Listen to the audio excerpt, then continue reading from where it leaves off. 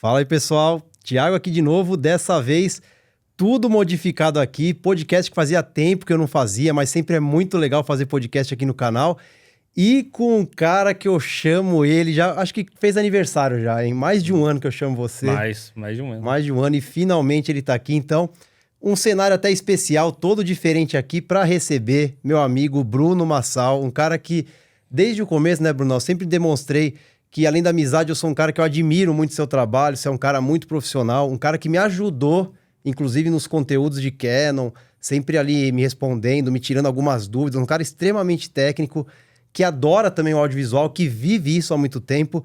Então a conversa é hoje com o meu amigo Bruno Massal. E aí, Brunão, valeu ter vindo aqui, brigadão. E aí, pessoal? Pô, muito obrigado pelo convite. Esse foi de susto, né? Aquela coisa, pintou um trabalho em Sorocaba. Avisou um dia antes, eu falei, pode vir que eu vou dar um jeito, vou preparar tudo pra você vir aqui. Pintou um trabalho em Sorocaba, tô indo. É isso aí. Isso aí, vamos. Não dá pra perder, porque pra oferecer assim não dá pra perder. Exato. Mas é isso aí. Brunão, explica um pouquinho aí pra quem não te conhece, quem que é o Bruno Massal, nesse mundo todo aí do audiovisual. Mostra o pessoal aí. Bom, eu comecei minha carreira como fotógrafo, still mesmo, né? Então eu fotografo há anos. Eu não vou revelar quantidades de anos aí, porque tá ficando feia a coisa. Mas faz muito tempo que eu entrei no mundo da fotografia em si. Então eu comecei com still, né? Fotojornalismo, depois moda. E depois eu caí ali, idos do boom da 5D Mark II. Eu caí ali no audiovisual, comecei a mexer com vídeo. Na época, um dos caras que me inspirou muito a começar a mexer com vídeo foi o Vince Laforêt, que era embaixador da Canon na época. E, pô, foi ali que eu comecei a estudar essa área, né? E 2017, na verdade, eu entrei na Canon do Brasil. Eu já era parceiro deles, mas aí eu entrei como funcionário na divisão de cinema e vídeo profissional. O convite veio justamente porque eles precisavam de uma pessoa para difundir o mercado dentro da área de cinema. E como é que foi como eles te encontraram nisso aí? Você já estava atuante, essa demanda aí dentro do Brasil, tinha pouca gente que fazia o que você fazia. Como é que foi encontrar um cara como você, que foi, na minha opinião, totalmente certeiro, né? Você entendia muito, acho que lá dentro também você conseguiu aprimorar todo esse seu conhecimento pela marca e pelos equipamentos. Como é que foi essa introdução ali na Canon? Como eles te acharam? Na verdade, eu já conheci o pessoal da Canon. Eu já tinha feito algumas ações desde 2012, eu acho. Eu já tinha feito algumas ações com a Canon do Brasil, incluindo workshops e afins. Mas a maioria deles era como fotógrafo. Em 2016, pintou um convite para participar da 7 Expo. Como especialista ali, né, de produto, ajudar eles. E foi uma coisa engraçada, porque na época eu não era da empresa, então eu não poderia dar entrevista nem nada do tipo. Mas fizeram algumas perguntas muito técnicas e só eu sabia responder, então falaram, Massal, responde lá. Na época foi uma coisa assim que eu achei muito curioso, porque eram perguntas muito específicas, então realmente é uma coisa um pouquinho mais complicada. E eu lembro que foi no último dia de feira e foi meio que do nada, assim, aí já faltava tipo 1 hora para acabar a 7. E aí a gente tava já começando a organizar as coisas para desmontar, e aí chegou o cara lá para entrevistar e aí Você tava como um colaborador ali ajudando no processo, no evento em si. Aí surgiu essa entrevista tal, você foi lá, respondeu como ninguém saberia responder. E isso veio da onde? Você já conhecia aqueles equipamentos por você mesmo? Parecido comigo, assim, de curtir e entender, independente de precisar ou não. Você gostava daquilo e entendia daquilo. Boa parte da minha carreira no audiovisual foi rodando com Canon, né? Então, teve a 5D Mark II, eu tive 7D Mark II, a 5D Mark III, inclusive foi a minha última 5D, foi a 5D Mark III. Depois dela eu pulei direto para a EOS R. Eu tive muito contato com a C300 original. Olha só. Que é uma câmera que eu acho incrível. C300, a C200 também, que é uma câmera que você teve. Sensacional. A C200 é uma câmera incrível. Hoje ela tá muito barata. Inclusive, esses tempos aí, Um amigo meu chegou e falou assim, pô, eu tenho $5.000, eu compro uma C200 ou compro uma R5C? E aí eu falei, cara, se você for mexer com vídeo, pega a C200 só. Eu falo isso pra muita gente. Eu não vejo muita gente hoje realmente comprando, seguindo esse conselho, mas eu que tive, né? E eu usava só pra vídeo. E ainda usava o RAW dela, que muita gente às vezes Sim. não podia ter ela justamente por ela não ser tão flexível, né? Mas pra quem quer o máximo dela, nossa, que câmera, né? Eu, por exemplo, não troco ela pela E5C se eu fosse escolher uma só pra trabalhar hoje meus vídeos. Eu acho isso uma coisa muito engraçada, porque assim, a C200, ela foi a câmera certa na hora errada. Porque 2017, que foi o ano que ela foi lançada ali, ninguém tinha o workflow de RAW próprio para RAW, né? E quando eu falo ninguém, eu tô falando dos filmmakers, que era o público-alvo dessa câmera. Então você fala qualquer produtora, qualquer filmmaker independente, a maioria não tinha computador para lidar com os RAWs dela. O pessoal não estava acostumado com aquilo e o hardware não era tão bom para rodar aquilo. Quer dizer, ela já era muito bom para o seu tempo, mas a estrutura das produtoras não estava preparada para receber aquela câmera naquele momento. Exatamente. Eu lembro porque assim, a C200, se não me falha a memória, ela foi anunciada um mês antes de eu entrar na Canon. Eu entrei em 2017, ali em junho de 2017, e ela foi anunciada em maio de 2017, se não me engano. Certo. E eu lembro que eu peguei o boom e eu peguei as dificuldades iniciais da Canon de divulgar essa câmera. Não só aqui no Brasil, como no mundo inteiro. E naquela época o pessoal preferia a C300 Mark II, que era uma câmera já mais antiga, já tinha 2 anos de mercado, mas que já era... Já vinha com 4K, mas não tinha o RAW ainda, né? Ela tinha RAW externo. Mas ninguém usava RAW externo, o pessoal usava só o XFVC interno mesmo. Que é um codec que já estava mais que consagrado pela indústria. E a C200, a C300 Mark II, ela tinha uma questão que era muito legal, que se você caísse a imagem para 2K ou Full HD, você conseguia gravar 444 12-bit. Que é uma coisa que... Nossa, ela já tinha isso, então. Que quase nenhuma câmera abaixo de $15.000 na época fazia. Então, era digamos, uma coisa maravilhosa. Só que aquela época já era, tipo, uma demanda que já estava começando a cair, né? O mundo já estava virando 4K. No Brasil, nem tanto. O Brasil ainda roda muita coisa em Full HD. Mas lá fora já começava a pesar. Não era mais um ponto de venda para essa câmera. Entendi. Para quem não sabe o que a gente tá falando aqui dessas duas câmeras, é que a C200, o pessoal fala muito de 880, porque ela tinha um RAW 12-bit, né? Que aí seria um 444, digamos assim, né? Se fosse falar nessa nomenclatura.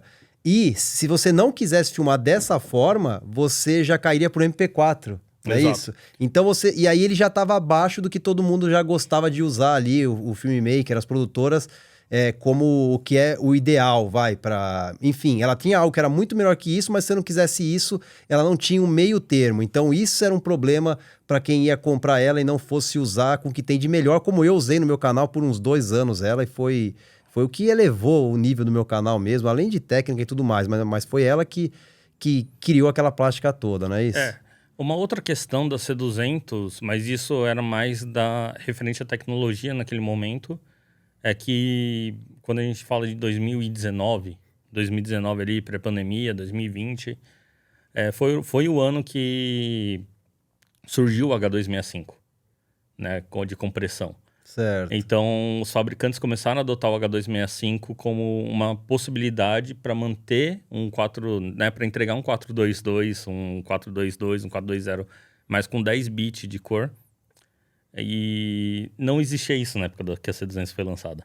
Tá, entendi. Então, é realmente um infortúnio. A C200, na verdade, foi a câmera que foi... E até hoje, com a atualização, não teve como implantar isso, né? O pessoal ainda esperando, mas não teve como fazer. Eu acredito, limitação mesmo? Eu acredito que ali tenha 2 limitações de hardware, né? Que a gente separa, a gente fala de limitação de firmware e limitação de hardware.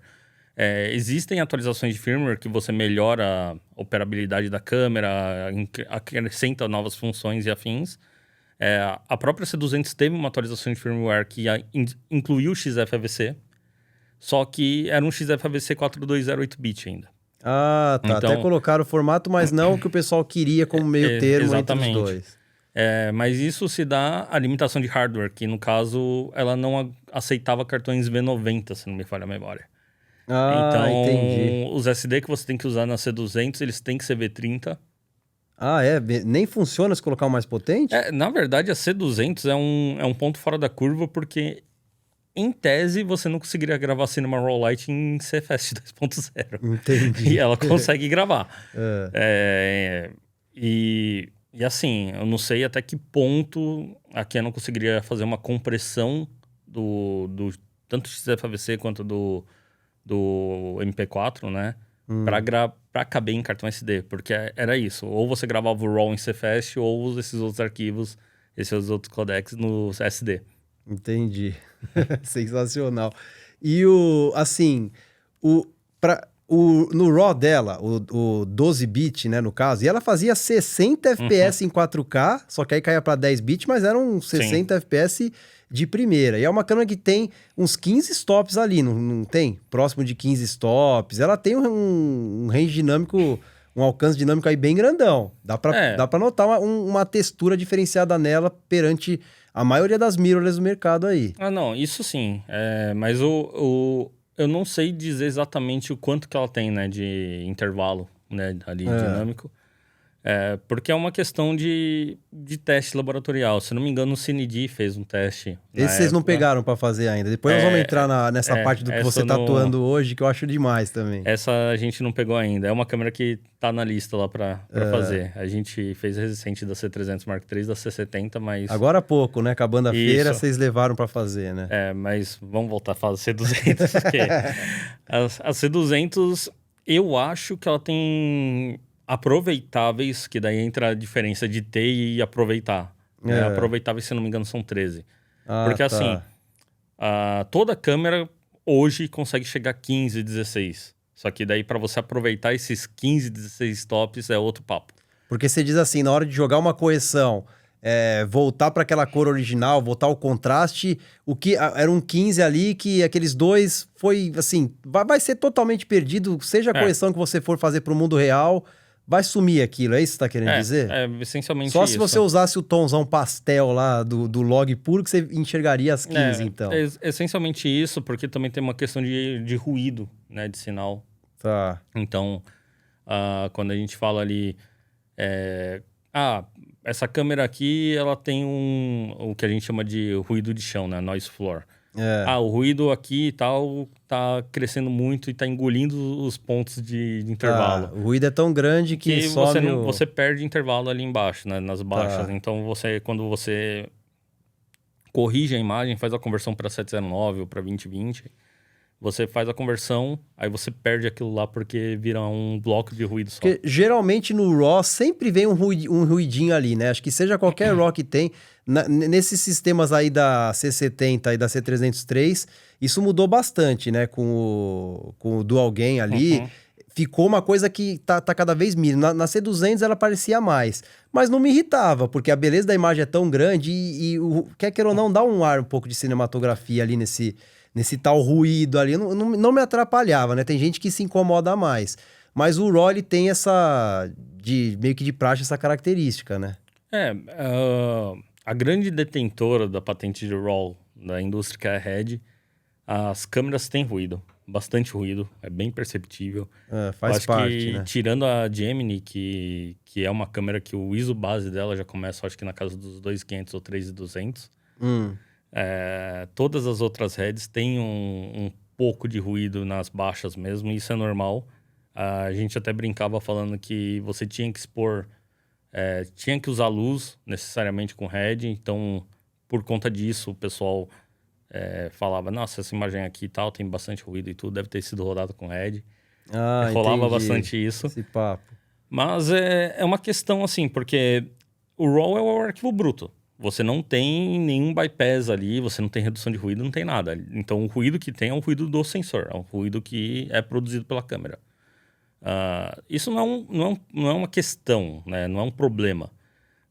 O problema é que a gente, especialmente quem veio da fotografia still, que nem é o meu caso, a gente aprende por inúmeros profissionais aí, inúmeros professores de fotografia e afins, que ruído é uma coisa ruim.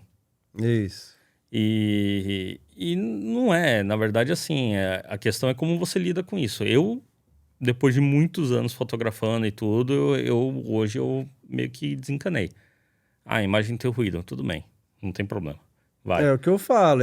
Na minha opinião, o RAW, assim, eu enxergo tanto benefício na imagem, eu acho ela tão mais bonita do que qualquer outro codec ali, que não é isso que vai fazer o problema, né? E para quem não sabe, eu gosto de deixar bem claro isso, eu tento fazer nos meus vídeos também mostrando, porque eu uso o Semi-Workflow, é 100% no RAW. Tirando essa parte agora do podcast, que aí não tem jeito, eu coloquei no XFAVC, mas qualquer outro conteúdo que vocês assistirem no canal é em RAW. E o que eu costumo falar, eu não perco uma imagem sequer no meu canal. Porque qualquer tipo de errinho que eu estaria num processo destrutivo no color grading, acabando a imagem para gerar uma cor que eu quero, eu faço um monte de coisa antes na parte bruta, ou seja, eu consigo, como se estivesse voltando no tempo, arrumando direitinho o Kelvin, a exposição, para depois ir para o processo destrutivo, e ali eu estou ali destruindo a imagem menos, porque eu já arrumei antes no RAW, para atingir o color grade ali que eu queria. Então, assim, a imagem, ela vai perfeita pro color grade, não tem como você errar, já que está trabalhando com algo bruto. Então, isso aí é muito especial. E para quem não sabe, né, a C200 hoje, vamos supor, eu que tenho feito diversos testes com diversos MacBooks, desde o chip M1, a C200 vai rodar tranquilo em qualquer um, mesmo os de entrada, Mac Mini. Então, Sim. hoje, né, não tá difícil de você rodar trabalhando no máximo dela, tá? Então hoje isso aí pode ser uma realidade para qualquer um. Lógico que o tamanho do arquivo nunca vai ser fácil e os cartões são um pouco mais caros também do que os normais. Mas hoje qualquer um pode trabalhar, não é um problema mais. Se ela fosse lançada hoje, e $3.500, né? Só o corpo, no caso. Tem duas versões, né? Ou tem caiu agora para 2.499, não lembro agora. Tem a C200B, que é o a corpo. C200 pelada, que a gente chamava, né? Porque daí é só o corpo da câmera, não tem side handle, não tem top handle, não tem monitor, não tem nada, não tem nem viewfinder. Essa é mais barata, essa é $2.500. Nossa, 2.000... Olha, esse preço assim, pra você ter uma ideia, inacreditável. $2.500 hoje você compra uma R6 Mark II. Que, desculpa, mas a C200 é muito mais câmera. É verdade. E não vai ter problema com esquentar, nem nada disso. Exatamente. E eu acho que é 3.5, 3.499, seria ela completona, como eu tinha, que já veio o viewfinder. Se você quiser trabalhar no baixo de sol, você vai olhar ali, sai uma imagem ótima ali para você ter como referência. O monitor que é super bom também. Filtro ND interno. ND interno XLR, super bom. XLR no corpo da câmera. Então uma câmera... É uma câmera... vale muito conhecer quem não conhece, é especial. Usei... Acho que se o meu canal tem 4 anos, por 2 anos foi ela ali que dominou tudo ali e fez a diferença. É uma câmera que eu admiro demais até hoje. Sim, é uma câmera incrível, na verdade. É uma câmera que realmente saiu na época errada. Infelizmente. Mas você diz assim, então ela nunca foi... Ela não foi num estouro de vendas, nunca foi, é isso? Ela vendeu bem. Porque como você trabalhou na parte da Canon, acho que você tem um pouco números para, enfim, dizer como que ela foi, então. Ela vendeu bem, ela foi usada aqui no Brasil, inclusive, para um longa-metragem chamado Selvagem. Esse longa-metragem, inclusive, estreou nos cinemas no finalzinho de 2021. Então, legal. Tem filme que foi rodado com ela, tem outras produções, até na gringa mesmo, tem bastante produção que foi rodada com ela. Mas é uma câmera que, no Brasil especificamente, ela sempre foi desfavorecida. Justamente porque a gente tem essa questão de hardware aí de pós-produção, que era defasado, não aguentava os arquivos da C200. Aí você falava com qualquer filmmaker, eles não viam o valor de uma câmera que gravava RAW na época. Eles não estavam... A cabeça não estava nem preparada para compreender o quão bom era aquilo. Era uma outra dinâmica. E quando a gente falava de locadora e produtora, não, a gente tem uma câmera aqui que ela é $2.500 mais barata do que a C300 Mark II, só que ela só grava RAW. Aí os caras falavam, a gente não vai conseguir usar isso aí, a gente não vai ter demanda de locação. Algumas locadoras apostaram nelas, mas a maioria das locadoras que apostou nela não tiveram um retorno de investimento rápido. E a maioria ia para a C300 Mark II porque era uma câmera mais consagrada, já consolidada no mercado. E a C300 Mark II naquela época era mais cara ainda, não era? Ela é mais cara até $7.000. hoje, na verdade. Até hoje é Se mais você cara. for procurar ela... Quer dizer, até hoje não, né? Até ela estar em linha, a última leva dela, se eu não me engano, custava $7.000, que foi quando a C200 caiu o preço. Ah, ela estava ainda nesse valor. E assim, a C200, a C300 Mark II é uma baita de uma câmera. É uma câmera incrível. Trocentos documentários rodados com a C300 Mark II. Essa, em compensação, tem muito trabalho feito com ela por aí. Essa tem muito... já foi usada em muitos filmes. Para quem tem, né, gosta de Marvel aí, por exemplo, o Capitão América 2, Soldado Invernal, a famosa cena da luta no elevador, é inteira C300 Mark II, porque não cabia Alexa dentro do elevador. Ah, foi uma opção de tamanho, escolheram por ela. É uma opção de tamanho. Eles precisavam rigar uma no teto. Aí tinha C300 no teto, tinha algumas na mão. Mas é por isso. O pessoal usava muito C300 Mark II por conta disso. Mas, de novo... Mas aí quando você diz isso para uma produção dessa de Hollywood assim, aí você diz usando ela, mas a gravação seria externa em RAW ou não? Não, é que naquela época você podia abrir mão disso. Se não me engano, essa época da Marvel ali ainda a gente tá falando do... Eu não lembro, acho que é a segunda fase da Marvel. Se bem que esse filme já tem o quê? Uns 10 anos já. Tem, então. Nessa época aí, eu acho que eles ainda rodavam muita coisa em HD, em Full HD mesmo. Tá, entendi. Ou, né, porque eu sei que eles usavam muito Alexa na época. Então, eles até rodavam em ARRI RAW especial, mas essas cenas mais rápidas, mais curtas e especiais, dava para rodar em um codec menor. E se não me falha a memória, eles rodaram o C300 Mark II em 2K 444 12-bit. Ah, que aquele jeito que você falou, eles preferiram essa parte toda para um color, para alguma correção, do que a resolução, no caso, que poderia ajudar ali. Exatamente. E é verdade isso que ela, geralmente, Canon é muito escolhida, no caso, para dar match ali em cor, com as próprias ARRIs, quando não vai ser tudo com ela. Geralmente é uma câmera amigável ali para atingir uns resultados bons para ficar de acordo, né? Não ficar aparente que você está usando uma outra câmera num set de filmagem. O grande trunfo da Canon na linha de cinema foi que ela sempre pensou em colocar as câmeras como opções para outras câmeras também. Então você tinha, por exemplo, se você entrar na Matrix você vai no Custom Picture, e aí você entra lá e tem a matriz aqui, daí tem Neutral Production, blá blá blá, e vídeo. Tudo isso aí é para você mexer e deixar ela dentro de um outro ecossistema. Entendi. Então, isso é uma coisa que eu não lembro de cabeça, mas eu posso até dar uma pesquisada depois. Mas, se não me engano, vídeo é para transmissão ao vivo, para ela ficar mais próxima da matriz de cor de câmeras de broadcast. Neutro é para ficar dentro do sistema Cinema Use. E Production é para dentro de um sistema de produção com câmeras multimarcas. Entendi. E aí, tipo, você coloca lá, você seta a matriz, por exemplo, Canon Log 2 ou Canon Log 3, Production, para falar que você vai rodar com uma Alexa, com uma Red, com alguma outra câmera, para ela ficar mais neutra ainda. Entendi. Sensacional, então. E essa nova leva aí, que no caso eu tô usando aqui... Olha que legal, para quem não sabe, eu tô filmando aqui com... um exemplar de cada uma das câmeras mais modernas até hoje, né, da Canon. Quer dizer, essa aqui que tá me filmando agora é a C70, a central aqui C300 Mark III e aqui tá no Brunão ali C500 Mark II. Então, hoje é a trilogia ali das câmeras que a Canon... Tem a C700 também, mas tá para sair uma nova agora, acredito eu, talvez esse ano, no que vem. Não sei se tem alguma ideia de quando vai sair, mas enfim, nós estamos com as três que tem de mais moderna aí. A Canon, ela trata câmeras por gerações, né? Então, a gente teve a primeira geração de Cinema Use, que eram 4 câmeras, que era a C100, a C300, a C500 e a 1DC. Certo. Essa geração aí, ela perdurou de 2011, 2012 até 2015, mais ou menos, que foi quando saiu a C300 Mark II. Tá. Aí veio a segunda geração, que é a C300 Mark II e a C100 Mark II. E aí já entra a terceira geração, que vem a C200 e a C700. Tá. Entendi. A terceira geração e a segunda são... A segunda nem tanto, porque a C300 Mark II aí, ela perdurou por 5 anos, pelo menos. E a C100 Mark II, ela é vendida até hoje, por incrível que pareça.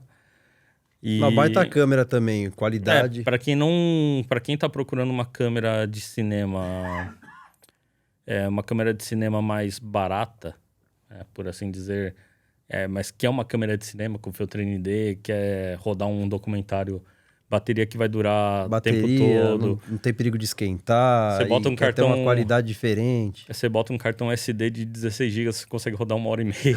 É bizarro isso. É uma câmera que é bem interessante, mas essa é da segunda geração já, né? E essa geração, ela perdurou por bastante tempo. A terceira geração é que menos durou. Porque a gente tem ali a C700, que é uma câmera que a Canon... Ela criou a câmera do zero para brigar como câmera principal. Então, é uma câmera que ela é grande, ela é feita para você operar em equipe. Então, você tem um painel que é móvel de um lado, você tem um painel fixo do outro, você tem espelhamento de função. Então, o que o assistente está mexendo, você consegue ver do outro lado da câmera e vice-versa. Você consegue montar no ombro, você consegue usar gravação em RAW, um monte de coisa. É uma câmera incrível, mas que o mercado simplesmente não adotou. Entendi. Não conseguiu entrar no fim das contas. Não adotou. A Canon fez muito ela pensando na F5.5 da Sony, que é uma câmera que era bem consolidada. E aí que você vê a dinâmica muito louca das coisas. Porque assim, a C700 ela foi lançada em 2016. A Canon pensou nessa câmera para brigar com a F5.5 que tinha sido lançada em 2010. Nossa. E não conseguiu. A outra já estava espalhada. A outra já estava espalhada, tudo, e mesmo assim, mesmo sendo mais moderna, não deu. Não emplacou. Não emplacou. A Canon teve um pensamento muito bom com a C700 Full Frame, que veio antes da Venice, veio antes da Mini LF, veio antes da LF também, veio pouco antes da Red Monstro, então foi a primeira câmera de cinema Full Frame, né, para produção do mercado, só que tinha todo o estigma da C700. Então, ali eu acho que o erro da Canon foi manter o nome C700. Manter o nome, que aí ficou... Entendi. E aí o pessoal não quis simplesmente nem testar a câmera. A gente tem um longa no Brasil chamado Volume Morto, que foi rodado com a C700. Certo. E eu acho que é o único longa no mundo que foi rodado com essa câmera.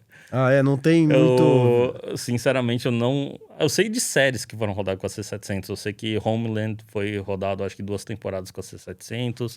Tá. Tem muito projeto comercial que foi rodado com a C700. Mas como câmera para cinema mesmo, que era o intuito dela...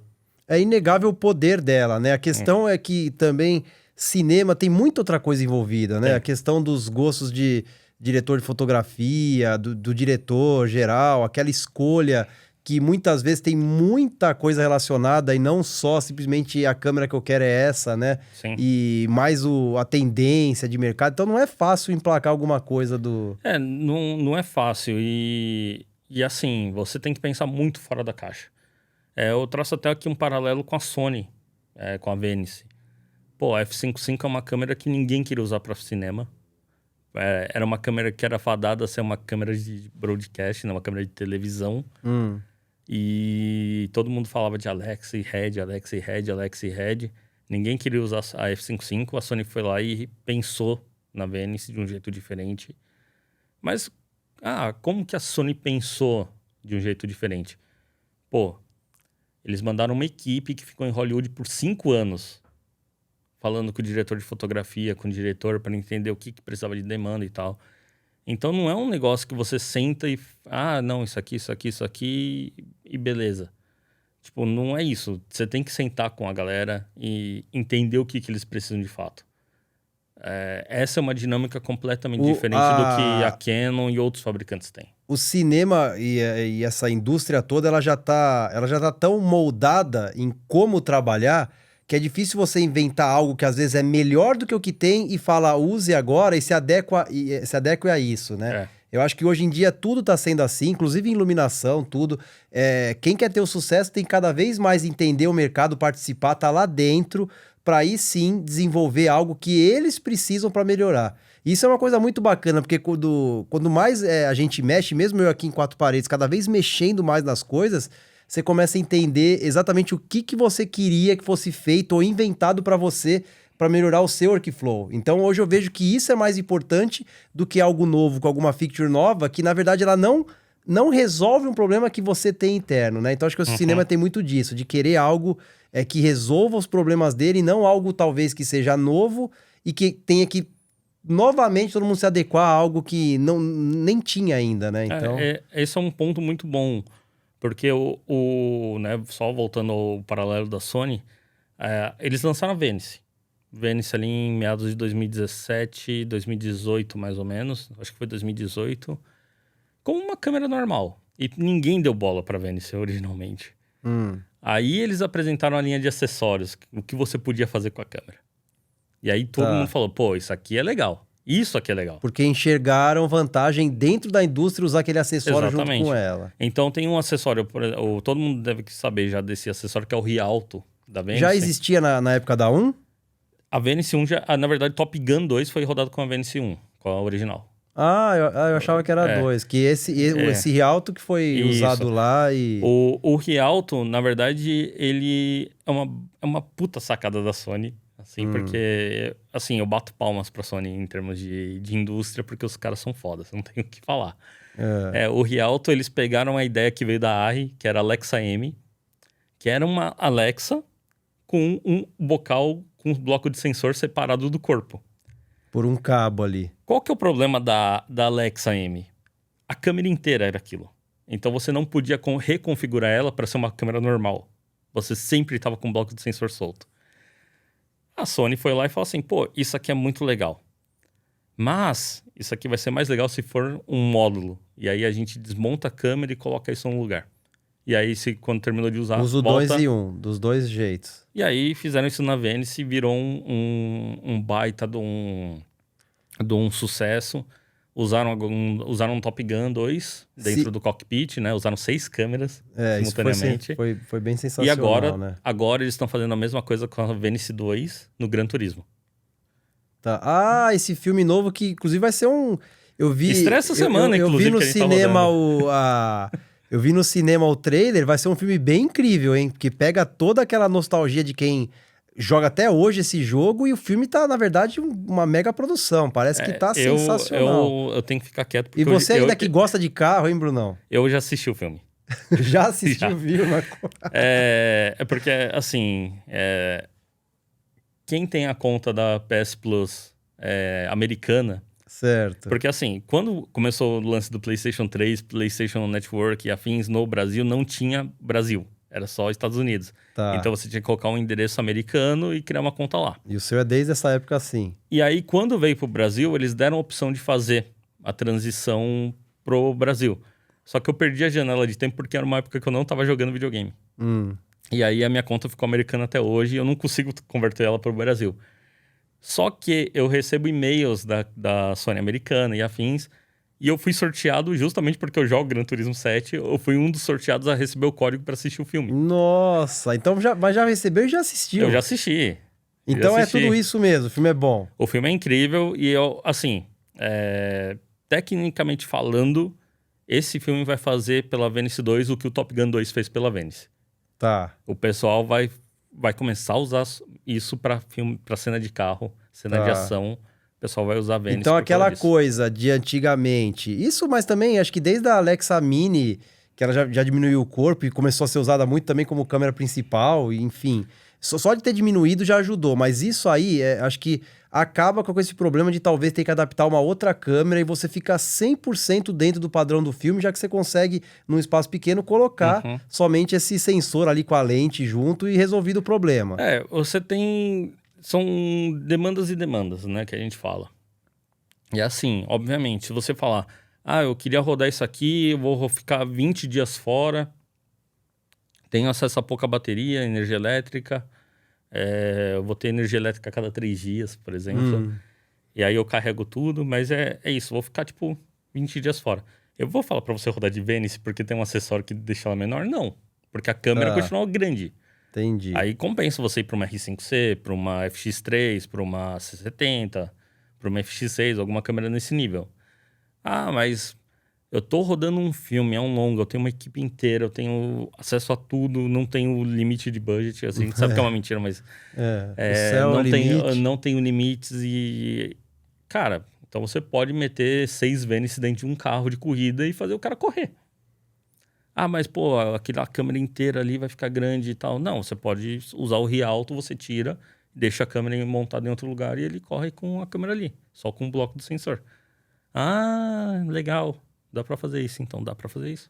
Entendi. Então, tecnologicamente falando, a Sony ela não criou nada ali. Ela pegou um apanhado de ideias que foram mal executadas e executou elas melhor. Pôs pra fabricação e falou, vamos fazer, né? Exatamente. Acredito que talvez não seja nem difícil isso, porque é uma separação por um cabo ali do... É separar em dois um hardware ali, né? Na verdade, meio que separar em dois e passar toda a conexão por cabo e você consegue resolver aquilo. Acho que foi muito mais de não terem pensado, né? Do que... Não terem pensado em fabricar algo assim do que isso, né?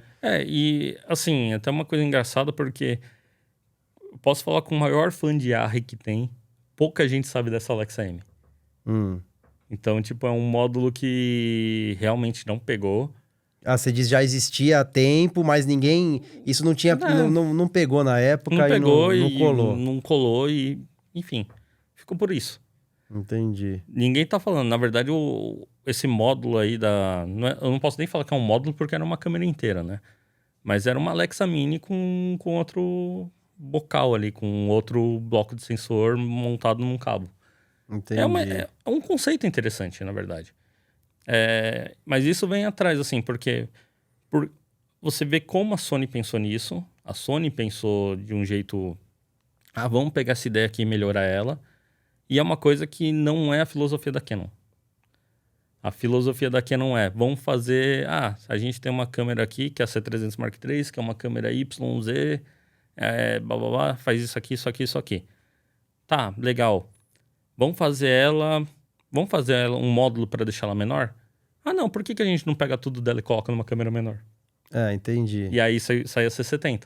Então, são dinâmicas de trabalho diferentes. Ninguém tá falando que uma é certa e outra é errada, mas... Exato. São pensadas em coisas diferentes. Se for parar pra pensar, foi uma outra baita ideia. A C70 é uma outra câmera que eu acho que é de sucesso absoluto. Depois você até me diz que você, acompanhando o mercado, como é que ela tá dentro do mercado, né? Mas é uma câmera que comparando ela com a C300 Mark III, que ela custa quase o dobro agora, porque a C300 Mark III caiu também para $9 mil, de 11 para 9, né? Então caiu, agora ela não tá mais o dobro da C70, mas ainda é bem mais caro. Mas falando em qualidade de imagem, depois que entrou o RAW dela, ela realmente tem, assim, tem os mesmos princípios ali de resultados da C300 Mark III, num tamanho minúsculo, se for comparar ela, perto das outras, com um bocal já que vai aceitar todas essas lentes aí incríveis que tá sendo gerado. Então, assim, nossa, eu tô bobo com ela. Tanto é que eu uso ela mais do que a C300 III, porque no meu caso aqui, ela tá resolvendo muito. E Top Shot, é o que você falou, ela fica com mais segurança em lugares que fica complicado ter uma maior. Né? Eu acredito que esse Rialto que você falou, com uma lente ali, eu acredito que mesmo esse tamanho, eu ainda acho que fica superior a uma C70, se for parar pra pensar. Não fica superior, porque o módulo Rialto, dependendo da lente ali, você tem... Dependendo da lente, ficaria... O módulo do Rialto em si tem 800 gramas. É pequeno e leve. Ele é pequeno então, e leve. Tá, o que pesa ali, na verdade, é a câmera em si, que ela vem junto, porque é um cabo que vai prende. estar junto. Tipo, isso, sem contar isso, aquilo ali ela tá inteira o sistema, né? Exatamente. Então, essa é a grande diferença.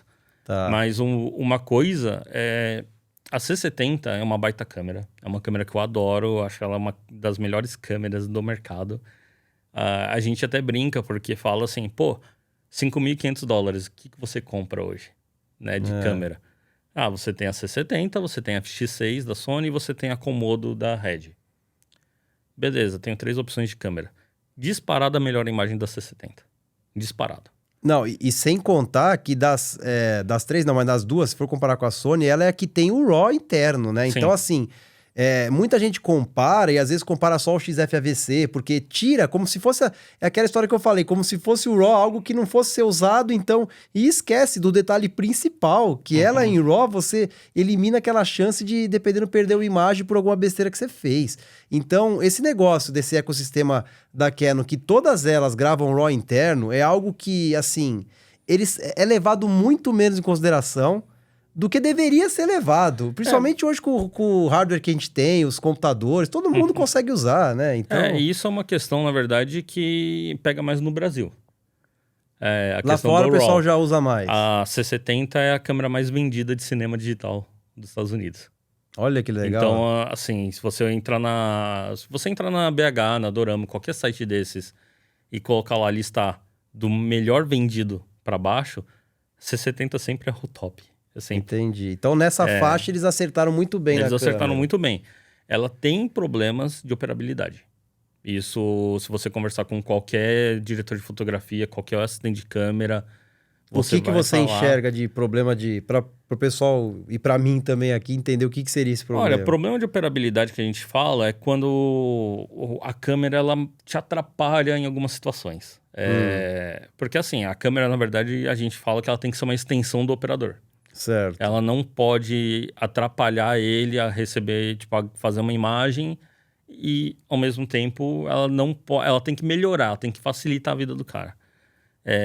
Um dos exemplos, ela é uma câmera que ela segue o design tradicional de DSLR. Apesar de ela não ser uma DSLR... É verdade, é um tanquinho, mas ainda segue a... Ela segue que ela tem um grip, você tem uma câmera, ela é um grip, ela tem a câmera, né, em si, ela tem um hand grip, que você coloca a mão, que você segura ela como se fosse uma câmera fotográfica. Sim. Esse é o mesmo problema que pega na Pocket da Blackmagic. Que você pode falar com qualquer pessoa, as pessoas podem falar que adoram uma Pocket, mas o problema da Pocket é que você segura ela como uma DSLR. E para vídeo, isso é péssimo. E para mim, assim, agora a minha experiência aqui dentro do que me atrapalha é o visor, que por mais que ele flipa e tal... Você tem um visor, como o das outras, que é totalmente maleável, assim. Porque assim, o visor é algo que eu tô o tempo inteiro mexendo. Exatamente. E geralmente eu tô 360 graus na câmera, então eu tô toda hora colocando ele na minha frente. Aí você fica limitado. Eu gostaria de ver uma próxima que tivesse esse tamanho, mas de alguma forma o visor ele tivesse exatamente o movimento do outro ali. Que ele, por mais que aumentasse ele... Enfim, é algo que faz a diferença, mas aí a gente vai, infelizmente, né? Quanto menor for a câmera, eu acho que mais ela vai se parecer com uma mirrorless e mais vai aparecer esses probleminhas, porque uma câmera grande, ela sempre vai ter esses benefícios de você usar como filmadora e... Mas aí eu te digo como que a Canon poderia ter resolvido isso. Cara, se ela tem o formato de uma DSLR, transforma ela numa DSLR. Faz igual vocês fizeram com a R5C, coloca um viewfinder na câmera. Ah, tá, entendi. Entendeu? Então você coloca ali, a partir do momento que você faz ela com o viewfinder, com uma coisa um pouco mais incorporada pra galera apoiar no rosto, vira outra dinâmica de câmera. E aí você vai entender. Uma outra forma de fazer seria colocar ela num corpo quadrado, igual a Komodo. A Komodo mas aí você diz assim, transformar ela, continua pequeno, mas transformar ela num jeito modular. Exatamente. Que aí ela fica... Você tem dois caminhos. Você quer uma câmera pequena, o melhor formato que tem é ser modular. Mas se é para ser uma câmera pequena e não ser modular, o melhor formato que tem é o de uma câmera híbrida. E você acha que tem a ver? Porque assim, a Canon, o que acontece? Esse sistema aí, nitidamente, ela funciona perfeito para quem é operador solo, né? Ela funciona perfeito para mim, sempre foi pensado muito nisso desde esse começo todo aí que nós estamos falando. Então você acha que talvez até hoje não foi, embora a C300 e C500 elas são idênticas e já são mais, acho que é o que tem de mais modular que a Canon já produziu, né? Então a C70 não estando nesse meio termo, você acha que tudo isso é justamente por a Canon criar algo totalmente independente de acessórios externos e funcionar para uma pessoa, que eles falam, então para que nós vamos fazer um modular para ela começar a se transformar em Frankenstein, que exatamente o que a gente tem é esse trunfo dela não precisar de nada. Talvez seja isso que não fez ela se transformar num corpinho ali quadradinho, como tem muitas outras câmeras. É um pouco disso. Deve ter um pouco disso, tem né? um pouco disso. Mas também tem a questão toda deles... a Canon ela é muito protetiva da própria Tá, protege essa ela questão. protege as câmeras dela. Então, Tá. ela sabe que a C70... Na verdade, a C70 é um ponto fora da curva, porque a Canon sabe que... Você tá falando de detalhes, mas se você falou que ela já é um sucesso, quer dizer, os pontos positivos superaram qualquer problema de operabilidade que nem você comentou, né? Então, Sim. quanto a isso, acho que já é ela já tá numa super câmera vitoriosa. É só uma outra questão que nós estamos falando aqui. Mas esse é um problema para Canon. Porque, assim, quando eles falham, eles levam isso extremamente a sério. Então, por exemplo, falando da C200 que falhou por causa do RAW e tal, o que eles fizeram? Não. Então, beleza. C300 Mark III vai ter o RAW e vai ter o codec intermediário. Tá. Então, eles aprendem com esses erros. Quando eles, digamos, eles acertam financeiramente falando, né, num ponto de vista comercial, eles meio que ignoram os problemas. Aí não vai pensar em resolver nunca. esse problema. Então, assim, o pessoal fala, pô, eu espero que a C70 Mark II aí seja uma câmera melhor, que ela já não use cartão SD, que ela tenha isso e aquilo. Eu tenho 70% de certeza que nada disso vai acontecer. Que ela vai continuar uma câmera meio que no mesmo molde. Porque é um problema, é uma questão da Canon, que é como eu falei, eles não pensam igual a Sony. Você enxerga que uma próxima C70 vai ser quase igual em relação ao corpo dela, em relação ao form factor. Aí talvez venha com 6K, alguma coisa assim, o que eu alguma acho que novidade... vai acontecer vai ser que, por exemplo, vai sair uma C300 Mark IV, eles vão pegar a C300 Mark IV, tudo que é interno e tal, e vão fazer uma C70 uma pequena, Mark II. Tá. Que é a mesma dinâmica. Entendi. Então, assim, pro bom e pro ruim, né? Acontece que... vai ser, eu acho assim, depende muito do ponto de vista, né? Então, talvez, pensando em ingressar na indústria cinematográfica, isso seja um problema. Pensando naquele cara que ele é o entusiasta e ele gosta de fazer tudo sozinho, talvez ele vai... A Picture vai atrair mais do que esse problema que ele talvez não vai enfrentar, né? Mas esse é um ponto bom, inclusive, que a gente tá falando de operador solo e tudo, né? A C70, ela foi muito utilizada na temporada ali 2019. 19? Não. Temporada 2020, 2021 do Drive to Survive, da Fórmula 1. Ah, é? Ela foi bastante utilizada. Por quê? O pessoal fez testes com ela e com a FX6 e todos os operadores preferiram o FX6. Operadores solo. Só que não tinha FX6 para entregar no mercado. Então, eles foram de C70 para rodar com uma câmera... Aí, nesse caso, não é muito questão de qualidade, e sim, talvez o form factor e essas características aí para a indústria ali, para ser usado naquele momento, foi escolhido ao invés do... Tá. Porque assim, na verdade, quando você vai... Quando você é filmmaker, você compra a câmera que mais te adequa, que você mais gosta, e usa ela para os seus jobs. Mas ali você está provendo o job. Então você tem a liberdade de escolha. Quando a gente está falando de um projeto maior, você não tem. Você não tem esse luxo. A gente está falando que a gente vai escolher o equipamento de acordo com o projeto. Exato. E às vezes, porque ela tem um parafuso em determinado lugar, para ela ficar de determinada posição, faz com que ela sirva ou não sirva. Exatamente. Às vezes é simplesmente isso que faz com que ela seja escolhida ou não. Exatamente. Entendi. A C300 Mark II, por exemplo, ela foi usada para rodar todas as cenas principais do Democracia em Vertigem, documentário brasileiro da Netflix, que inclusive concorreu ao Oscar de melhor documentário. Por quê? Pô, C300 é literalmente, você taca a bateria, taca cartão, bota uma lente e vai rodar. É ótimo para cenários assim de dock e run and gun, que é fácil. Agora, se você chegar e falar assim, pô, eu queria ficar mas eu queria ter um setup mais câmera no ombro e tal. Todas essas câmeras da Canon, C300 Mark II, C100 Mark II, elas eram péssimas para isso, porque a câmera era alta. Tá. Aí o que eles fizeram? Esse é um feedback que eles pegaram, porque eles perderam muita venda para TV, para broadcast, né, para as emissoras. Beleza, C200 é uma câmera mais baixa. C700 é mais baixa. C300 Mark III, C500 Mark II é uma câmera mais baixa. Aí, quando eles foram lançar C70, eles colocaram na tela fixa. Entendi. Tá. Entendeu? Então, A C70, se ela tivesse uma tela modular igual tem as outras... A C300 Mark III, a C200... Desde todas, na verdade. Todas as cinemas nenhuma delas tem uma tela flip que seria comum de mirrorless, né? A C100, a C100 e a C100 Mark II. Ela ainda era, é verdade. A primeirona e a... Não, mas assim, elas tinham tela articuláveis, mas tem problema nessas telas também. Isso é um dos pontos que mudou para a C200, né? A C300 Mark II e a C300 original, ela tem as entradas XLR ficam no monitor. E aí você tem dois cabos que saem do monitor, eles são fixos, saem do monitor para entrar na câmera, um de áudio e um de vídeo. Certo. Beleza. Qual que é o problema disso? O cabo sendo fixo, o cabo quebrava, você tinha que parar a câmera, pegar um monitor, mandar para Canon consertar. Entendi. Eles escutaram muitas reclamações disso. C300 Mark II trocou por um cabo móvel. Então você tira o cabo tanto do monitor quanto da câmera. Se o cabo quebrar, você pode trocar só o cabo. E até hoje isso já foi resolvido, né? Só que o XLR continua no monitor. Ah, tá. O que aconteceu em 2015, que foi quando essa câmera foi lançada? A gente teve o lançamento do Movie.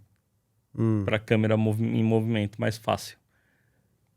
XLR no monitor é péssimo pra isso. Porque aí você quer tirar tudo e... E aí, para C200, eles fizeram um sistema que tem um XLR no corpo. A câmera ficou um pouquinho mais larga, mas o XLR no corpo. E você tem um cabo só, que é o cabo de vídeo que vai até o monitor. Maravilha. Aí eles seguiram esse design para C700, para C300 Mark III, para C500 Mark II. Perfeito. Porque é um design que aprende. Isso você aprende com evoluindo. A C70, especificamente, ela perde nesse ponto porque é um monobloco. Que é legal para algumas coisas, como você falou, para um cara que vai fazer conteúdo rápido e tudo. Tipo, é uma câmera legal para isso.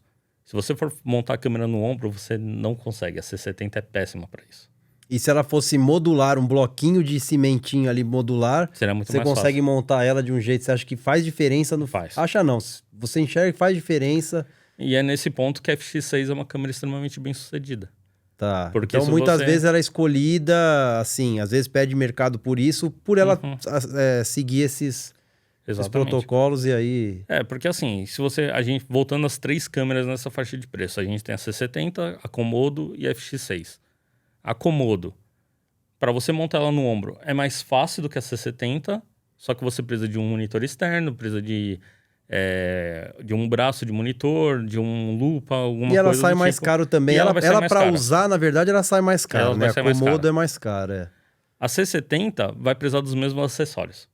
Tá. Com um malefício que... tirando agora, eu acho que o monitor da Portkeys que saiu, que você consegue controlar a C70 pelo monitor, você não tinha nenhuma opção até o momento. E aí o monitor tá fixo ali, você tem que usar ele só e que às você vezes... tem que mexer na câmera. Aí mexe na câmera. Então você tinha que ficar descendo a câmera, mexendo nela e voltando e assim sucessivamente. Então nesse ponto é ruim ter um monitor fixo ali. A FX6, ela tem um monitor mais parecido com o da C300, da C500, que você mexe ele. Mexe inteiro nele. Você mexe nele, modularmente falando. E é uma câmera mais fácil de você montar no ombro, porque toda a linha de comando fica na lateral, igual a C300 e a C500. Tá. Então, você quer mexer em alguma coisa da câmera, você consegue com a mão aqui. Tá. Então, é muito mais fácil. Por isso que a C70, ela perde para a FX6 quando a gente fala de operação de broadcast live. Tá. Se ela tivesse em cima, que nem eu uso, em cima do tripé, provavelmente esses problemas são mínimos, né? Talvez a posição do monitor. Por um caso desse ali de run and gun, coisa assim, aí já... aí que você vê de ficar aquela coisa... Aquela extensão do corpo, que nem você falou, que talvez a pessoa vai sentir, vai falar, por isso eu escolho essa e não essa. Exatamente. E isso é uma coisa muito louca, porque assim, eu tenho hoje o R5C, porque eu preciso de uma câmera híbrida e eu tenho só uma câmera que... como câmera híbrida, eu acho que hoje ela é a melhor, né? Tem... Câmera híbrida, vai tirar foto e vai fazer vídeo, ela faz as duas coisas muito, muito bem. Exatamente. Com diversos codecs também. Exatamente. Então, assim, de câmera híbrida não tem opção melhor. O que acontece na R5C é que, por ser uma câmera híbrida, quando você vai usar ela, sua cabeça inteira muda. E eu acho que é nesse o ponto que a Canon poderia ter transformado a C70 numa SLR. Tá. Porque daí o pessoal ia falar, pô, é uma câmera híbrida. Então o modo de operação é outro. Imagine se ela entra com recurso de foto também, Exatamente. tem tudo, por exemplo. Aí a pessoa fala, tá, mas eu tô ganhando, ela é desse jeito, mas tá vindo, tipo, a câmera que eu tinha fotográfica eu nem tenho mais. Eu vou ter ela pra tudo, igual mais 5C, por exemplo, né? Eu falo que... Às vezes, pode ser um próximo passo. Às vezes, dependendo, eles mantêm isso tudo que você falou, só que no caso ela vira uma híbrida. Um dos pontos que eu falo é que, assim, eu uso a R5C porque ela é câmera híbrida. E eu preciso de uma câmera híbrida. Se a C70 fosse uma câmera híbrida, eu tinha ido pra C70. Tá. Porque, falando como câmera... Eu já tive as duas melhor. E eu até fiz um vídeo que eu demorei 18 minutos pra tentar explicar por que eu troquei, porque eu já tive as duas. A C70 eu tive 2 vezes, né? E a R5C eu já tive também. E depois, no fim, eu troquei a R5C por uma C70 de novo. E eu adoro as duas, mas eu tive que... Tentando explicar, é difícil de explicar. Mas a C70, pra mim, que a qualidade de imagem final é o que me interessa, por mais que ela não tenha 8K, ela tem uma... Ela é tão cinematográfica, eu consigo enxergar os stops a mais. Pra mim, é muito nítido, assim. Então, ela é mais cinematográfica. Eu enxergo ali um visual de cinema nela, sabe? Foi por isso que eu escolhi, assim, ponto final. Mas esse é um bom ponto também, quando tem muita gente que pergunta assim, pô, já que você precisava de uma câmera híbrida, por que você não foi pra R5 ao invés da R5C? E aí eu falo, se você coloca as duas em vídeo, você vê diferença. Em vídeo. Não tô falando em foto. Não é questão de esquentar, então. Não é questão de esquentar. A imagem é diferente. Tá. E é até uma coisa muito louca, porque assim, depois que eu saí da Canon, né? Eu saí da Canon ano passado, eu tava vendo alguns materiais que eu rodei de R5 e algumas cenas eu fiz parecidas com a R5C. E aí eu fui ver assim e tal, e aí você começa a olhar e você fala, pô, a imagem da R5C é mais cinematográfica. Tá. Mas aí você não sabe explicar por que ela é mais cinematográfica. Não, é o que eu falo, quando a gente testa muito, tem coisa que é difícil às vezes explicar. Por isso que eu falei, na hora de explicar num vídeo por que você tá escolhendo uma coisa ou outra, é difícil de explicar, mas ali você vendo no monitor, pertinho, você tem um feeling que te diz ali o que tá melhor numa com a outra, que às vezes com palavras você não solta, assim. É até um dos pontos, eu falo muito isso com o João Castelo Branco, que é meu sócio na NITS. Que inclusive é bom já linkar e você explicar esse lado que você está fazendo hoje, que é um lado também bem interessante. A gente estava comentando sobre a C700, porque ele usou a C700 para rodar o curta dele, é um lugar bem longe, que é em HDR e tudo. Eu tava na Canon na época apoiando curta ainda. A gente fez uma mesa na ABC para falar sobre esse curta e tudo. Sobre no ano passado, HDR, não é isso? Isso. E a gente tava falando da C700 e aí ele tava falando, pô, a gente sabe que tecnicamente falando, não é a melhor câmera. Mas a imagem é mágica, a gente não sabe explicar por quê. A imagem da C700 é maravilhosa, mas a imagem não é, tecnicamente falando, não é a melhor. Por isso que não adianta olhar a especificação, né? Exatamente. Chega um momento que a especificação, ela serve só para te dar um norte, mas aí você tem que pegar e testar. Por isso que vale a pena pegar, testar, conhecer o equipamento, porque não é... só o que você falou aqui, às vezes para uso tem câmera que vai funcionar melhor do que outra na mão. Posicionamento de botão, coisa do tipo. E a imagem, né? Às vezes, pô... É o que eu falo às vezes para alguém que me pergunta, tipo assim, às vezes uma GoPro, ela filma em 4K, muita gente chega assim para mim e fala, olha, meu computador tá numa boa, ele edita 4K tranquilo. Eu falo, olha, 4K tranquilo é tão amplo o que você tá me falando, porque 4K de uma GoPro, você roda tranquilo em qualquer lugar. 4K de uma câmera super poderosa, não vai ter que ter um super computador também. Então, é difícil, tem que testar tudo. Não adianta falar uma especificação como se aquilo fosse absoluto e fosse resolver tudo, né? Isso é uma coisa bem engraçada. Esses tempos aí eu tava falando com um menino, e aí ele tava falando que ele tava usando o S23 Ultra da Samsung. Certo. E aí eu falei pra ele, pô, mas e aí, o que você tá achando? Daí ele falou assim, cara, é uma loucura, a câmera é uma loucura, a câmera é incrível, não sei o quê. Daí eu falei, mas o que você tinha antes? Eu tinha um S22. Aí eu, é o que eu tenho, o S22. Aí ele, pô, então você vai usar o S23 Ultra, você vai falar, pô, tem que mudar de celular e tal. Aí ele chegou, aí não lembro o que ele foi fazer de foto, Eu falei, pô, vou fazer a mesma foto com o meu celular e as fotos saíram idênticas. Entendi. E aí eu virei pra ele e falei, cara, na boa, você vendeu tanto o celular pra eu olhar e falar assim, cara, eu não vou trocar de celular. Pra ver que tá igual ainda. Então, assim, o avanço tecnológico nem sempre se dá, né? A gente fala, pô, tem um avanço, mas nem sempre é o que vai ditar você utilizar determinado produto. Lógico. Um bom ponto disso é que a gente volta ali atrás e fala da Alexa.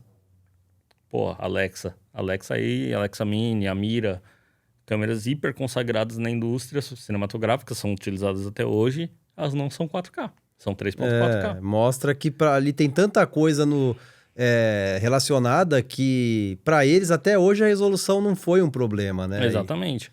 A resolução se tornou um problema quando a Netflix resolveu que para produção original teria a certificação das câmeras, que daí precisava de um sensor nativo 4K. Por isso que eles também se mexeram e criaram agora uma para se adequar a isso. Exatamente. Problema, né? E criaram a senhora câmera, que é a Alexa 35. Não, tô sabendo. É a senhora câmera. Que eu vou te falar que quando a gente fez o teste no ano passado, eu fiquei em choque, assim, olhando o sinal da câmera. Eu lembro que você conversou comigo dia e você gostou, né? Eu tava lá de assistente, né? Porque a gente tava numa operação um pouco mais reduzida naquele teste. E... Cara, é bizarro. A câmera resolvendo utilizáveis, você olhando assim no waveform 17 stops. Você enxerga mesmo ali, então. É inexplicável. Assim, é inexplicável. E você vai subindo o índice de exposição, né, que é o ISO, você vai subindo, vai diminuindo, 17 stops. Eu falo, mano... Mantém um tempão. É impressionante. Eles sabem fazer isso, né? Por isso que filme fica com aquele aspecto... com aquela cara, aquela característica toda, que muitas vezes é isso, na verdade. É o range dinâmico sendo enxergado, e as pessoas às vezes não sabem o que é, né? Exato. Não sabe dizer o que tá bonito ali, mas é aquela coisa que o olho humano consegue fazer muito bem naturalmente, né? De você olhar para fora de uma janela, enxergar lá, enxergar dentro. Exatamente. Pra câmera já é mais difícil. Uma coisa que é muito louca, né? Isso a gente tá falando assim, tipo... 17 stop, mas ninguém vai usar isso, ninguém vai ver. Não é questão de usar. Tá lá. E estando lá, você tem a liberdade de usar ou não. Isso é essa é a grande diferença, né? Mas só para explicar, contextualizar as questões desses testes, explicar o que é a NITS, né? Isso que eu ia falar. Explica um pouco qual que é esse projeto. O João, para quem não sabe, fala do seu sócio também. Inclusive, está convidado a vir aqui também. Já falei. Vai ser um baita papo aqui se um dia ele puder, ou estiver passando por perto aqui que nem você e quiser dar uma passada aqui. A NITS Lab, né, é um projeto que surgiu ano passado. Originalmente eu não estava tão envolvido no projeto. Era mais um projeto do João com o Rafael Lopes, que é o nosso outro sócio. Que eles estavam... Justamente surgiu por conta do estudo de HDR deles. Eu era um dos... que estudava junto com eles essa questão, mas eu estudava por estar na Canon e queria entender essa dinâmica do HDR. E a gente tem também um outro sócio, que é o Rodrigo Bodstein, que é colorista. E aí, então, a gente tinha todo um grupo de estudantes de HDR ali.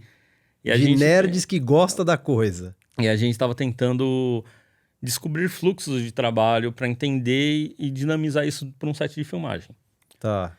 E aí, né, conversa vai, conversa vem, teve a questão de eu sair da Canon em tudo, daí juntou, a gente começou a conversar e falou, pô, vamos transformar isso numa empresa. Porque se a gente tem dúvida dessa questão de fluxo de HDR, com certeza tem mais gente que tem a mesma dúvida. Tá. E aí a gente começou a movimentar e criar esses fluxos que vão desde a pré-produção até a pós-produção. Então, o que a gente tem na NITS? A gente tem uma sala de pós-produção, que já é preparada para HDR. A gente tem um carrinho de DIT para monitoração HDR no set de filmagem e também com possibilidade de live grade, por exemplo, que é você arrumar a cor no set de filmagem. Para já sair... Para você entender, né, como que vai ser. Entender o fluxo de logagem, fluxo de material. E a gente, né, quando a gente fala de pré-produção, que a gente ajuda os profissionais também a identificarem e escolherem as câmeras e lentes. Tá. E aí então vai testes... desde uma consultoria até entregar mesmo hardware, coisas que você precise para trabalhar no set de filmagem. Tanto para o set pode ser uma consultoria como toda essa parte vir junto e a pessoa ter como gerar esse conteúdo HDR. Sim, basicamente isso. Basicamente isso. Aí vem as coisas, né, que a gente fala que são os paralelos em relação a isso. Por exemplo, como que a gente faz uma consultoria para um fotógrafo que está entre rodar um projeto para Netflix entre C300 Mark III e FX9? Ambas as câmeras são certificadas. Tá. Ambas entregam 4K. Então, se você olhar a ficha técnica das câmeras, você não vai entender.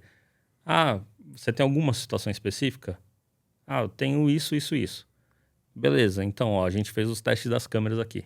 Nesse caso... Aí a gente mostra o teste e fala, ó, tem um teste aqui, ó, daí você vai ver a C300... Isso então é hipotético. você diz você faz testes aí dependendo do tipo de filme. Se é um filme de terror, que tem uma pegada mais escura, com alguma coisa, alguns contrastes ali totalmente diferenciados do que um filme de automobilismo durante o dia, que a maioria das cenas é assim. Nesse caso, então, você vai indicar qual que seria a melhor câmera para ter uma imagem HDR adequada. É mais ou menos isso, assim, mais a ou menos pegada. isso. A gente vai explicar... Diante desses estudos que vocês fazem com as câmeras, entendendo que cada um... Questão de ruído, questão dos alcances... a gente vai mostrar qual que é a câmera que tem o melhor intervalo dinâmico ali, para você utilizar ela, né? Você vai falar, ó, essa aqui nas baixas tem menos ruído e você tem uma separação melhor dos stops. Tá. Maravilha. Então essa é a câmera mais adequada para essa situação de baixa luz. E a questão do ISO também. Às vezes, ó, use ISO mais alto numa situação clara para evitar menos ruído. Você quer menos ruído em baixa, talvez um ISO mais baixo, você vai ter menos ruído em baixa. E aí você também tem a questão toda que a gente junta, né? É o círculo que a gente fala, que a gente volta pro DIT, que daí o DIT vai te dar a dinâmica. Ó, expõe em RE tanto, expõe em RE tanto para ter a melhor imagem. E blá, blá, blá, nessa cena aqui é RE tanto. Então, é na escolha até nessa parte aí, então. O DIT, né, que a gente fala, DIT, na verdade, é Digital Imaging Technician, é uma profissão no set, é um cargo no set de filmagem. Aqui no Brasil o pessoal também usa como TID, né, que é técnico de imagem digital, mas ele trabalha junto com o fotógrafo, né, com o diretor de fotografia, para definir a exposição da cena. Não, perfeito. E aí, na pós-produção, ele também vai simplificar o workflow, né? Ele vai unificar o workflow e fazer controle de qualidade para o que sai do set ser exatamente o que chega na pós-produção. E com isso você reduz custo no total. Certo, no final... Você reduz custo, porque você não tem que regravar coisa porque E um trabalho assertivo, né? Acertado ali é muito melhor e poupa tempo e valor de estúdio e tudo mais, de perder tempo a mais para fazer a mesma coisa, né? Então a gente tem nessa dinâmica toda de oferecer tudo isso, mais os testes que são abertos ao público. A gente faz testes de câmeras, né? A gente tem publicado já o da Alexa 35, da Venice 2. E a gente rodou agora depois da feira, né? Depois da 7 Expo. As Canons, né? A gente rodou a Alexa Mini LF, a V-Raptor da Red, a Komodo X da Red, a C300 Mark III e a C70. Então já vai abrangendo tudo. A gente... E por enquanto são vocês ali, porque eu enxergo isso uma formação de profissionais para daqui a pouco vocês começarem a formar profissionais para fazer o que vocês fazem e difundir isso aí, né? Porque... a ideia, na verdade, é a gente aproximar de profissionais porque a gente sabe que vai precisar. Né? A gente já está estudando com alguns DITs que são mais iniciantes, né? Que estão começando nessa carreira de DIT. Uma maneira de trabalhar com eles. Então, a gente tem... alguns parceiros já, a gente também está estudando com alguns diretores de fotografia parceiros. E produção em HDR, como tá hoje em dia, cinema, Netflix, o que é HDR ali, o que é SDR, eu digo em relação a ser produzido, tá? Já é uma constante, tá muito mais HDR hoje ou ainda não? A gente fala que assim, se for... No mundo global, né? Se for para Netflix, é meio que obrigatório ser HDR. Né? Se for uma produção original Netflix. Tá. No cinema, isso não é via de regra. Mas por quê? Porque muitos dos editais que estão rolando agora, para rodar agora em 2023, 2024, ainda não contemplam o workflow em HDR. Tá. E, querendo ou não, ainda tem um custo extra, porque os equipamentos são mais caros. E quando eu falo de equipamento, não estou falando de câmera e lente só. Tá. Eu estou falando, você precisa ter monitor HDR. Monitor HDR é um equipamento caro. Tá. Você precisa ter a presença do DIT, que daí é obrigatório o DIT estar no set de filmagem. Você tem uma série de fatores que vão encarecer a produção. Tá, se alguém quiser começar a treinar e a fazer HDR em casa, por exemplo, eu mesmo, se eu quiser começar a fazer meus vídeos em HDR, vai chegar um momento, podia até começar agora, mas em relação ao que eu tenho de equipamento aqui para começar a trabalhar em HDR, lógico, o fluxo muda, o estilo, a interpretação de tudo, isso tudo a gente sabe, as curvas tal, REC 2020, aquela história toda. Mas do que eu tenho aqui, para tirar e já ter um resultado em HDR, eu precisaria, o que estaria faltando seria um monitor que contempla todo esse espectro e que seja fiel. Você teria Basicamente que ter... é isso e aprender a workflow em HDR. Essencialmente você precisaria de 2 monitores. Um para você monitorar a gravação, né? Um monitor HDR para você monitorar a gravação e um outro monitor HDR para pós-produção. Tá, na câmera então você não consegue olhar na própria... nos próprios monitores das câmeras essa gravação de como seria, né? Porque... Você consegue, mas é muito longe do ideal. Tá. Assim, eu até falar que teve a última atualização da Canon da R5C, que a Canon incluiu, entre as coisas que eles colocaram, mas eles não fizeram alarde, eu não sei porquê. Quer dizer, eu sei porque eles não fizeram, porque fizeram errado, mas tudo bem. Mas eles colocaram Waveform em nits. Tá. E nits, Waveform em nits, né, não em RE, é o que a gente usa para produção HDR. Tá. Então, por exemplo, você tem lá 10, 100, 1000, 10.000 nits, né, que você tem na escala. E a gente expõe em nits. A R5C tem agora isso. Tá. E é extremamente legal você ter lá e tal. Só que só funciona quando você coloca para gravar em PQ ou em HLG. Tá, que é as formas. Que são os perfis HDR diretos. Então, na verdade, a presença do Waveform em nits ali, no caso da R5C, e da C300 Mark III, a C500 Mark II, a C70 que já tinham, é para quem vai trabalhar com broadcast, que não vai fazer cor depois. Então você precisa entregar o arquivo meio que com a cor já queimada nele. Em HDR já meio que setado ali. Tá. Exatamente. Então, é que para cinema, para fazer aquele trabalho que a gente faz no SDR de color grade, tratar e resolver depois, aí é um outro workflow, então. Aí um outro workflow. Tá. Então, aí o ideal é ter um monitor para câmera e também depois um monitor para pós, e aí você consegue enxergar tudo mais. Aí é assim, para quem vai falar como é o seu caso e tal, que não tem uma equipe fazendo isso para você, é óbvio. Você não precisa chegar e falar assim, pô, eu vou comprar um Flanders aqui de $30 mil para ser meu monitor de pós-produção e vou comprar um Small HD de $15 mil para ser meu monitor de produção. A gente tá falando, você pode fazer com coisas mais baratas. Tá. Obviamente, você vai ter que entender as limitações desses equipamentos. Se acostumar também com o que eles te entregam ali e entender os resultados. Exatamente. Né? Um bom exemplo, né, de canal que trabalha isso, YouTube, que trabalha em HDR há algum tempo, são os canais de tecnologia. Então, quando a gente fala do Marcus Brown, né, por exemplo... Aquela entrega já é HDR. Eles fazem a entrega em HDR. O problema... Mas quando a gente assiste, não sendo uma televisão que tem a tecnologia, você tá vendo o SDR, na verdade, automático ali, né? Essa é o X da questão. Eu lembro de uma época que o LTT, né, o Linus Tech Tips, eles estavam subindo os vídeos em HDR para o YouTube. E quem não estava assistindo numa TV HDR, num monitor HDR, né, seja celular, seja monitor de computador, televisão, estava falando que a imagem estava muito estourada. Tá. Porque a conversão do YouTube para SDR não é boa.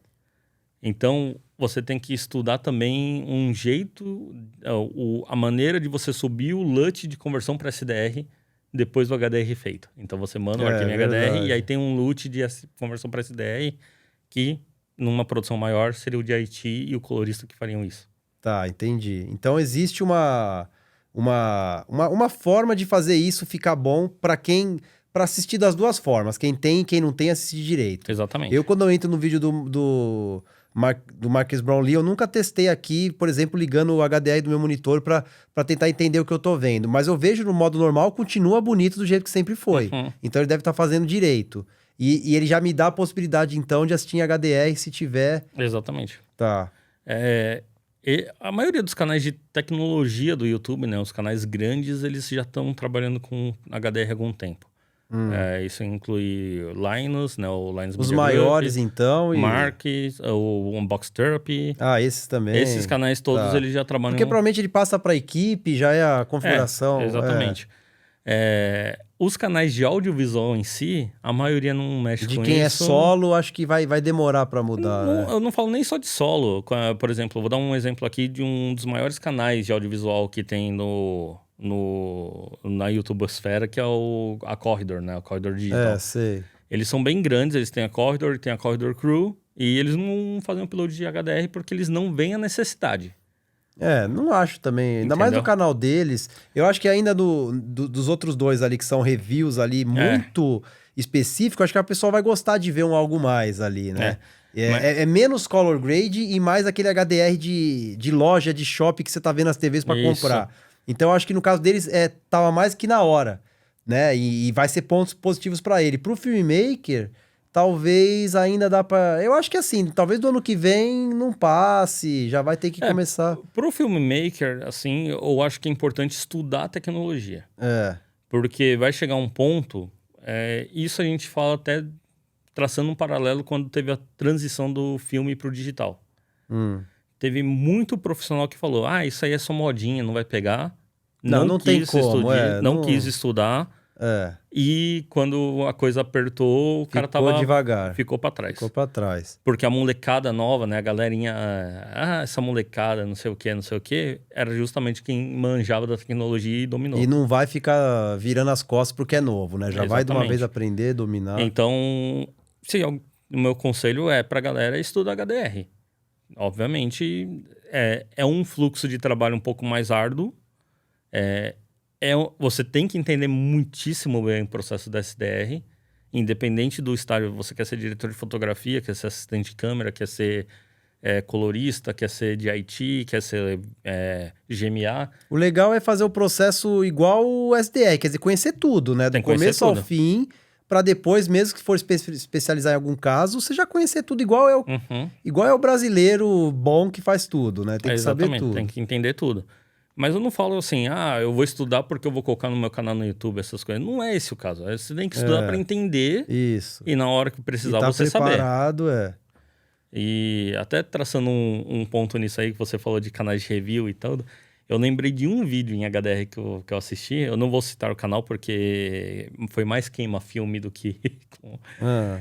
Mas teve um canal aí de mountain bike que fez um vídeo em HDR especial de não sei quantos mil inscritos. E o vídeo, assim, beleza, é um vídeo HDR. Só que o cara escolheu uma lente tão ruim que toda a aberração cromática da lente, que já aparecia em SDR, gritou em HDR. Virou um arco-íris. E muito feio. Tá. E aí, para completar, ele resolveu aplicar uns efeitos de halo nas altas luzes digital. Tá. E aí ficou mais cagada ainda a parada. Tá. Então, assim, Então, estudem para evitar isso. Ou seja, essa questão de lente, questão de filtragens também muda um pouco. Às vezes o resultado de uma filtragem, de um Pro Mist, de um Glimmer Glass, às vezes dá diferença a ponto de você ter que entender até a dosagem de graus ali de cada um para escolher. Sim. Muda muita coisa, então. A filtragem em si não é o maior problema. Né? Quando a gente fala de lente, né? Aí a gente vai entrar num território aqui que eu não sei se a gente tem tempo, deixa eu ver. O negócio vai indo que vai embora, mas pelo tempo das câmeras aqui, a gente tem mais uns 5 minutinhos aí já. Não, mas eu vou tentar resumir, porque assim, questão de lente pega pelo seguinte: lente é muito determinante em relação à resolução da câmera. Então, o pessoal falava que tinha um antigo gráfico de emissora, que o pessoal tinha um pouco de preconceito, falando assim, pô, essa lente aqui é Full HD, ela não serve para 4K e tal, e não sei o quê. Eu uso minha lente fotográfica da década de 80, eu acho lindo o look e tal, e não sei o quê, eu rodo em 4K. Beleza, é uma questão visual, é uma questão de gosto. Só que, se a sua lente da década de 80 não for extremamente bem resolvida... Quando você coloca numa resolução maior, todos os defeitos ópticos começam a aparecer. É verdade. E isso inclui aberração cromática, inclui infringing, inclui ghost, inclui haze. Então você tem uma porrada de probleminha que aparece na imagem. Tá. Isso a gente falando de SDR. É verdade. Imagina um espectro de cor ali maior, que vai mostrar mais coisas. Às vezes aparece até uma cor ali que nem apareceria antes. Exatamente. É verdade. Então, assim, se você quer ter a imagem mais bonita, mais clínica possível para o HDR, você tem que usar uma lente clínica. É por isso que o pessoal acaba utilizando lentes como as ICP3, as iSupreme, as Canon CNE, que são lentes mais clínicas, né? Elas têm menos aberrações e menos características ópticas. Mais cristalinas também. Essas Flex Zoom da Canon que eu testei, que elas são preparadas para o 8K, foi a primeira vez que eu coloquei na câmera e eu senti uma diferença para as lentes fotográficas. Uhum. Eu senti algo mais ali, porque é aquilo que você falou, acho que tudo foi pensado. Talvez antes você colocava e falava, aí, ó, tá rodando 8K com as lentes antigas, mas quando ela foi pensada para isso, ela foi pensada para evitar qualquer problema que às vezes você nem tá enxergando. O subconsciente ali tá entendendo que aquilo tá melhor. E você, às vezes, nem identificou o que era errado numa lente que não era feita para aquilo, né? É exatamente um ponto que é até o que a gente fala que é um ponto de contenção, né? Quando a 5D, a 5DS e a 5DSR foram lançadas lá em 2012, eu era parceiro da Canon já. Eu não era funcionário, mas eu era parceiro já da Canon. E a Canon, na época, eu lembro que muito fotógrafo reclamou porque a Canon lançou uma lista de lentes compatíveis com 50 megapixels. Tá. Lentes fotográficas. E aí, tipo, o cara, pô, minha 2470 não tá aqui e tal. Daí eu falo, lógico, eu sou 2470 da década de 90, cara. Não é a mesma lente, não vai segurar. E o problema era justamente esse. Tudo que era de aberração e defeito óptico era amplificado, aparece. Então, quando a gente fala, pô, é legal ter lente vintage, é legal você usar isso, é legal, mas não vai caber em todo o projeto. Em HDR, então, mais difícil ainda. Exatamente. E é por isso que eu falo, se você quer ser um diretor de fotografia de sucesso, conhecido por ser estudioso e afins, você tem que ter um tempo sempre, independente da produção, de você ir na locadora, sentar, testar as lentes que você quer usar para o projeto. É verdade. A gente vai pegar os equipamentos na locadora Y. Vou citar o nome da minha locadora, que é Armada, por motivos... Pode falar, tá certo. Por motivos comerciais e legais, não vou citar o nome de outras locadoras. A gente vai pegar os equipamentos na Armada. Não, beleza. A Armada tem o jogo de Seven Artisans, tem o jogo de CNE, tem o jogo de Rokinon, tem o jogo de Zeiss lá disponível. Beleza. Liga, fala, eu quero ir testar as lentes todas para ver qual que vai caber melhor no filme. Tá bom. Nenhuma locadora vai falar não. Absolutamente nenhuma locadora vai falar não. Porque para a locadora é importante que você também teste para a gente não ouvir depois que acabou a locação. Puta, mas essa lente aqui, ela tava com um probleminha aqui.